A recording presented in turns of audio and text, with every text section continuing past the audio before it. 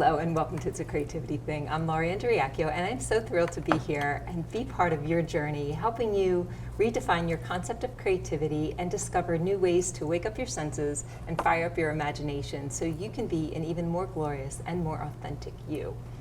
So today we're going to dive in and discover more about what fine art has to offer you. And one of the gifts that fine art does offer is the ability to provoke thought and conversation. So whether you are a viewer or the creator, it can help you look at yourself deeper and look at the world or a situation in a new light.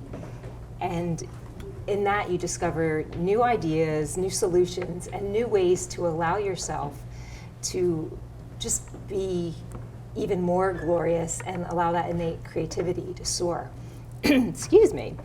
And today, my guest here is going to help us with that too. I have so honored to have Paula Mandel here.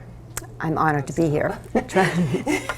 So Paula is a fine artist. She creates sculpture. Currently, she's creating sculpture that combines glass that she fabricates along with objects that are discarded and just they don't serve their intended purpose anymore. So she takes that and combines that in a way that invites you to look at the world in a new way. So that's perfect. I'm so excited to have you and share you with you. Thank you. So sharing a little bit of Paula. So, Thank you. Yeah, we have a lot to talk about. So, your process, your journey, and how, diving into things that scare you kind of help.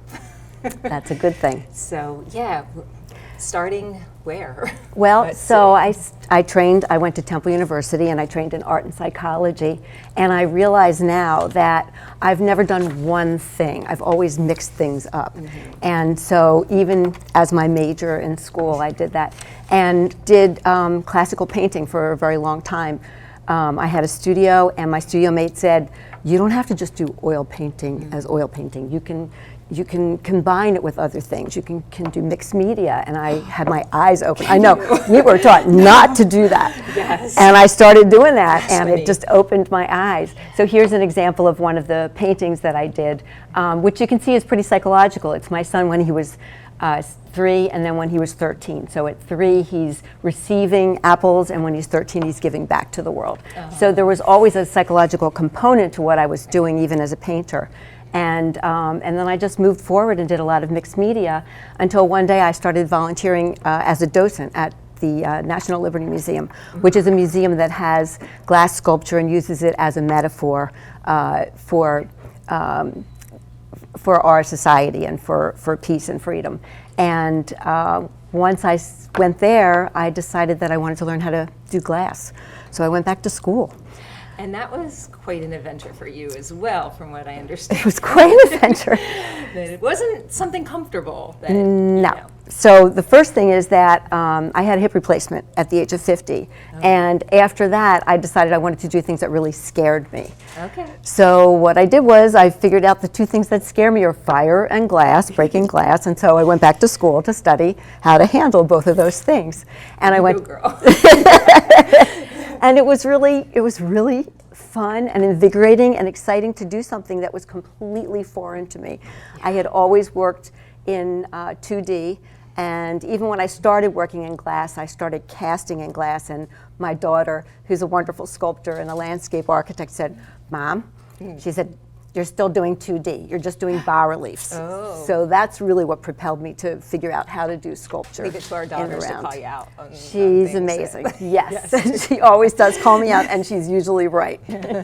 So when I went back to school, I started doing the glass, and then the glass started speaking to me in a different way because I realized that I was traveling around as a kid with my dad and without my dad, and looking at trash in a different way, discarded items in the trash. I had an old, I found an old oven, and rescued it from the trash and used it as a bookcase for cookbooks. For cookbooks. For cookbooks. That's awesome. Or I would take, an old barrel and cut the top off and then put glass on it and make a coffee table. But I never really thought of that as my art, as my voice, Right. until I started really working with the glass and the mixed media. And then I started going to flea markets.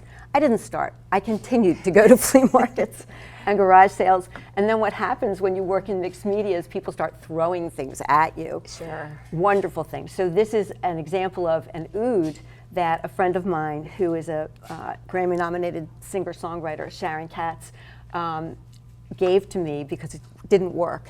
Okay. And as soon as I looked at it, I said, I'm going to make hands for this, and I'm going to create a wall in between, down the center of the oud, and part of the wall you can see through, and part of the wall is a mirror. So you're basically trying to get to the people. The hands are symbolic of people on the other side of the wall, and that just looks. I mean, people are reaching for each other, and when we were talking about provoking thought and conversation, you just see, you see this piece, whether it's in person. I'm sure it's even more impactful in person, and being around it, and this person seeing this and that person seeing that, and they're talking about, and maybe start talking about current issues and things from. Exactly. Yeah. Exactly, because what I like to do is I like to have an idea that's a personal idea, and then hope that it expands to other people, and then the political and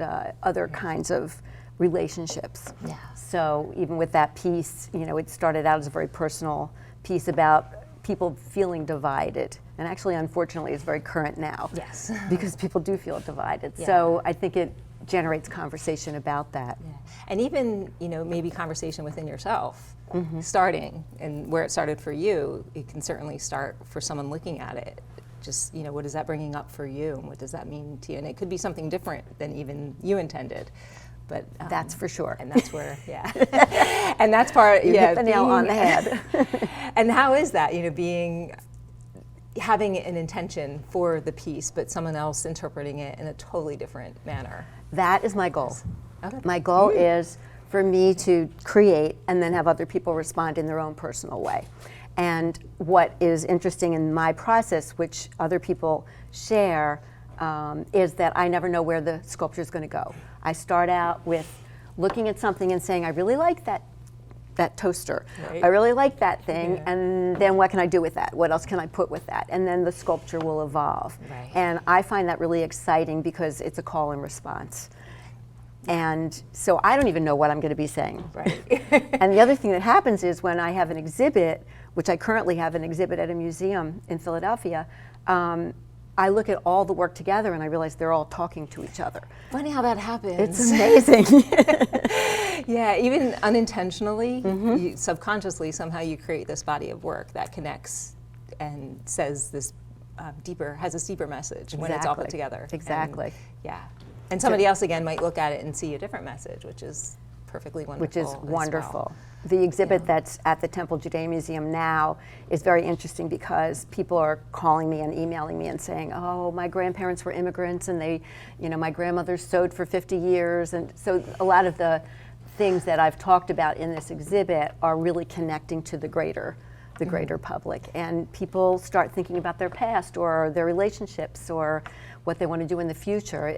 The artwork serves as a trigger for people to really dig deeper. Yeah, what a great catalyst to just start that whole process of looking into yourself deeper, and then from there maybe community and globally, and but even if it just stays personal, if each person can grow and develop on their own, it ends up being communal. Yeah, it does, global, exactly. And it doesn't have to always be fixing everything out there. Right. Because it needs to come from inside. It does. Each individual first. It does. Yeah. And it's also the way that I relate to the world. If I'm not doing art, I'm not whole.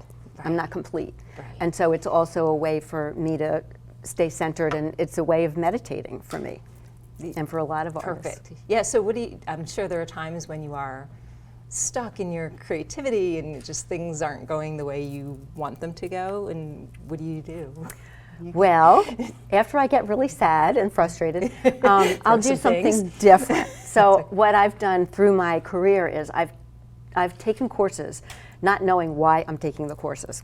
So I actually took a course in jewelry making, and I'm thinking, I'm not a jeweler, I have no interest in making jewelry, and then I started making jewelry. Yes, I keep looking at this. But the other thing that happened was that, those jewelry making skills fed back into my sculpture. So now I'm able to do a lot more things with the sculpture than I could do before that. So I'll take different classes. I've taken a class in using power tools, and I say I'm no longer a power tool virgin. I know how to use power tools now, and it's really not afraid to use that. Not afraid. I was afraid before, and so it really it allows me to have more skills and to think of things in a different way. The other thing that I do, which I know you do, is I work on multiple pieces at the same time. And so if I get stuck on one piece, I have another piece to go to. Right. And then usually what happens is, as I'm working on that second piece, I figure out the problem and how to solve it with the first piece. And that's really, really helpful. And the other thing is I go to museums, I talk to other artists, I look at a lot of art, I read, I garden, I do things that are experiential and that fill me up, and then as soon as I'm ready, I start to work on the next piece. That's, you don't always have to hit it, and there is a certain amount of discipline that is involved. That you have to show up, you have to put the time in, for sure, but then there's that balance of backing off and giving yourself the space to experience, or to just drain kind of everything out. So it's a good way to say it. So you can center and then receive more. Exactly. So, Exactly. Yeah. So it's a process that I've had to learn in order to forgive myself and not be upset if I'm not creating what I think I should be creating at that moment, because I know after many years, 50 years, that I will be able to create again. That's who I am. Yeah. And so there might be a lag in production, but it doesn't impact the ultimate result. Right. Yeah, it's like you're storing all your experience. You're storing, you're creating as you go along. You're just creating differently. So yeah, this is a good place to pause. So we're just going to pause, take a breath, and you can take a breath too, and recenter, refocus, and we'll be back in a few minutes with more from Paula.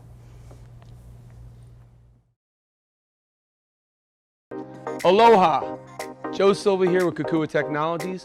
I'm excited to see you on Tuesdays on Morning Coffee for our tech tips.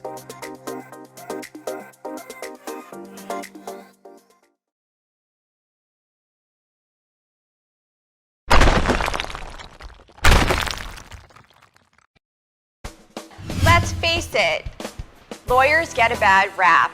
I'm Erin Brucey, host of Legal Breakdown, where we dissect legal topics for the everyday viewer, with a mix of interesting guests to talk about current events and hot legal topics. Let's work together to make the law accessible and relevant to everyone. Catch us every week on RVN Television.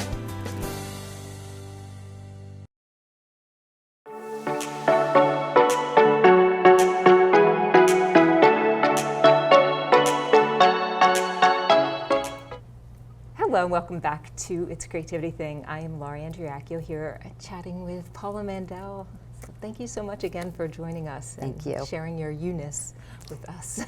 So we were talking about how you refuel and how you just keep your creativity flowing even when you're not producing artwork, so to speak. And one of the things that we kind of hinted at break is to quiet, breathe, center, and I have a little way that I like to do that. I do this in my yoga classes, and I haven't brought this out for a while. I have goddess cards. I didn't bring those, but I have my Bob Ross bowl of wit and wisdom. Oh, okay. So this is filled with little treasures of inspiration from Bob Ross. Okay. So you can pick one. Paula totally didn't know we were doing this. I had no idea. She has no idea what, and just see what Bob has for you. This is very good. All it takes is just a little change of perspective and you begin to see a whole new world. That's me. I'm telling you, every time we do this, it's spot dead on what we're talking about. That's amazing. That's Thank really you, Bob. amazing. But yeah, and Mary Poppins said it so well too. It's just, all depends on your point of view. Exactly. So, so one of the things that I do to refuel is go to flea markets, and I find things that are just beautifully made, and we have no use for them whatsoever. And this, most people have no idea what it is What do you a think? toaster. Yeah. It's an old toaster. What could it be? Yeah. You put the bread on each side. There's a filament in the middle that heats it up. You close it up, and then you open it, flip your bread around. This is so cool looking. It looks like, I don't know, it's an animate object, sort of, not an inanimate object. Well, it's got some kind of, Yeah. know. I mean, to me, the first time I saw it, I thought, oh, wings. Those are wings. And so I made it into a bird with wings. And so I take a lot of inspiration from just things that I find. And obviously, the person who invented this did not mean it to be part of a sculpture, but it's terrific. The other thing that I've done is I've learned how to manipulate glass in many, many ways. So I can use my torch. I can melt tubes. I can melt rods of glass. I can use layers of glass and fuse and cast, and I can do stained glass. And so I can look at an object and say, well, if that's wings, it needs feathers, and then create the feathers out of glass, out of some method. So a lot of what I do, a lot of the imagery is hands, and this is a glass hand. I don't know if you can see it or not. And I put magnets on the bottom, so I can put them everywhere. cool. And even just doing something like that could trigger me to say, oh, let me do more of that, or let me change that.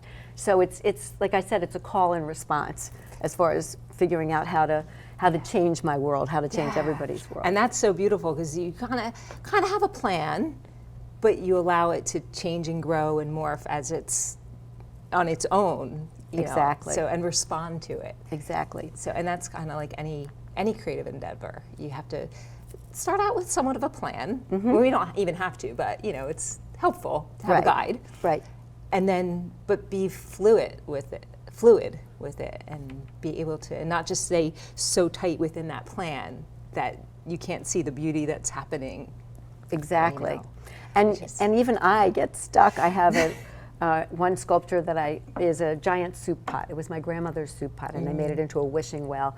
And I kept saying, and I put glass bricks, mirrored bricks inside, so that it would be reflective, but there was nothing in the bottom. And I kept saying, what am I going to put in the bottom of this thing? And didn't realize until a year later there was an eye that I had made that was sitting right next to it. That was exactly what had to go in the center of it. But you can't see things until you're ready. And that's also part of it, to look at something and say, how can I look at it differently? It's a really important skill. And it's the old think outside the box skill. Yeah, to be able to do and the that. way to develop that skill is to try new things. Is to try new things. Get out of your comfort zone. They're Exactly. not all cliches for, they're reasons true, for that. it's It's true. true. Yes. So, yeah, what can you do? Get out of that comfort zone. So I actually, the other thing that I'd like to talk about is how when somebody presents something to you, you should jump on it. And I have done that multiple times. I had a studio in my house where I really wasn't very productive right when my kids were very small. And I saw an ad in the paper and it said studio in Philadelphia, and I'm like, I'm gonna go look at that. And I'm like, why am I gonna go look at that? I have no idea. And I went to look at it, and as soon as I walked in, I smelled oil paint, and I'm like, oh my God, I have to be here. And I got a studio there, and I really changed my life because I helped found a co-op gallery, and I had the studio there for many years, and I learned so much from all the other artists that I was surrounded by, and it was a whole different story than being in my house. That it is really helped huge. me to jump out and do something like that. Being around, so is this part of your studio? This is my here? studio now. This is in my home, and it is now a shop. So I have on the left, I don't know which I have a side you're on. blowtorch, and I'm not afraid to use it. Exactly. I have Don't a mess with kiln, me. I have a torch, I have grinders, I have all kinds of saws, and those are my tools. And actually, people should know that those are a lot safer to use, the glass tools, because you're grinding the glass as opposed to woodworking tools, which are a lot more dangerous. Okay. So I'll stick to the glass tools. And then on the other side is just one of the walls that I have with all the stuff, you know, the toasters and the roller skates and just all different pantry, things. right? It is. It's like a pantry. That's a great way to say it. That's so And I just go in there and I feed myself. And then there's, you know, that interaction that you were talking about. You can still get that in other ways, you know, from other artists, from other, just other humans, just getting, because that fuels you. I and need just that. Being, yeah, we all do. Yeah. And No, I really and need it's that. easy. Yeah, it's easy, and I do it myself. But to just go into your little cave and create or do whatever you do, and just stay there. Right. But then, and yeah, this is content. I'm good. But really, when you get out and you're around another creative person, and you know, they just elevate you. It's really true. I love collaborating. Yeah. And every time I'm interacting with another artist, something happens that's unexpected. And that's another way that I get past my hump, you know, is just meeting up with other people and having them look at my work or looking at their work, and really a lot of times they'll suggest something that I never would have thought of, and then I jump on that if it seems like it'll work. Yeah, that's a great point too, to have other people view your work, and it does help you separate from it, seeing someone else, Right. you know, and you can take it or leave it, and kind of art school primes you for the criticism. Yes, you have to have a hard You have skin. to be able to handle it, because sometimes they're ruthless, and you think you put your heart and soul into this piece, and they just cut it apart. But you learn with that, like, oh wow, I didn't see this, I didn't see that and that, or yeah, okay, I'm not listening to anything you say because I like it like that, Right. and that's fine too. That's right. And the other lesson from that is that sometimes what you intend is not what people see. And so if you do have a specific intention, then you need to be clear about it, and you need Right. to make sure that other people see it. Right. I don't necessarily have a specific intention for most of what I do until the end. Right. And so it's always fascinating to hear, like you were saying in the beginning, of if somebody has a different idea of what you've done. I find that fascinating. Yeah. I love getting into people's brains that way. That's part of the psychology part. Yeah, yeah, that's beautiful, definitely. And speaking of, what's going on with this guitar here? So I have a gentleman that I met years ago who had been repairing guitars in New York, and he said, I have 6 unusual guitars. I cannot fix them, but I cannot get rid of them, and I know that you'll be able to do something with them. And so you have. So here it is. And so I've used all different glass techniques. I've used stained glass techniques. I don't know if you can see in the front. I've used kiln casting. It's hard. This hand is cast in kiln. This is sort of stained glass technique. There's another hand that's flame worked that I made on my torch. And so I take all these different ways to approach a sculpture and incorporate them together. So this is called Earth, Wind, Fire, and Air. And I did this after we came back from Alaska, where every corner had a totem that was very meaningful, and I was really empowered by what I saw there. Now, are you a musician as well? Well, I was part of a band, Okay. a garage band.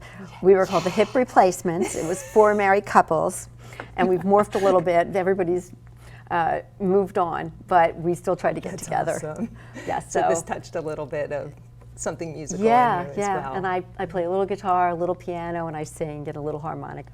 But music's really, I love music. It's really something I'm passionate about. Do you play music when you create?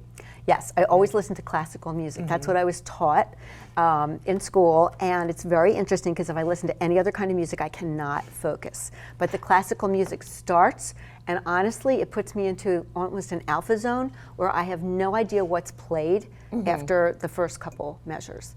But it definitely gets me into a meditational kind of a zone.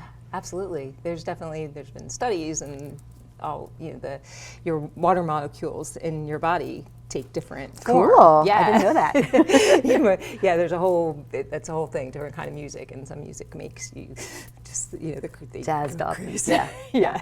So, yeah, we're going to have to wrap up soon. So before we do, I want to make sure you let our viewers know about your show. And we do have an image of the invitation, but while they find that, you can also say, because there's the opening coming up. Yes, there's an opening this Sunday, September 9th? No, October, where are we? October 9th. October 9th. This year has you may gone be seeing so this before or fast. after, but if you're going to see this October 9th. You can go Yes. anytime. It's up until November 23rd. It's at the Temple Judea Museum, which is in Elkins Park, Pennsylvania. Okay. I was honored to be invited to have a solo show there, and I have 31 pieces in the exhibition. And it's the museum is magnificent. The displays are beautiful, and I'm just so excited to see all this work speaking to each other.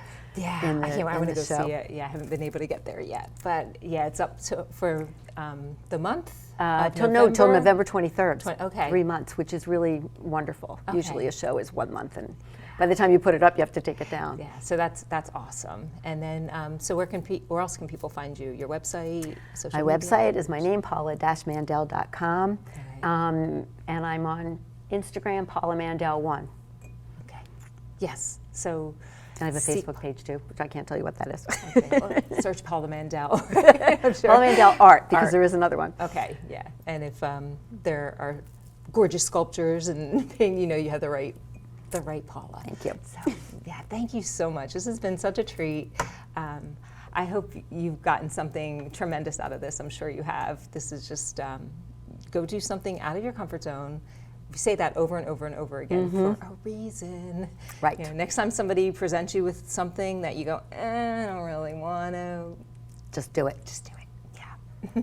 So, again, thank you, and thank you for all this that you offer the world and making us think a little more and Thank you.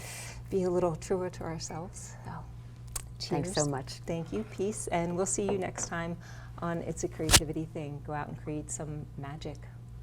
Peace.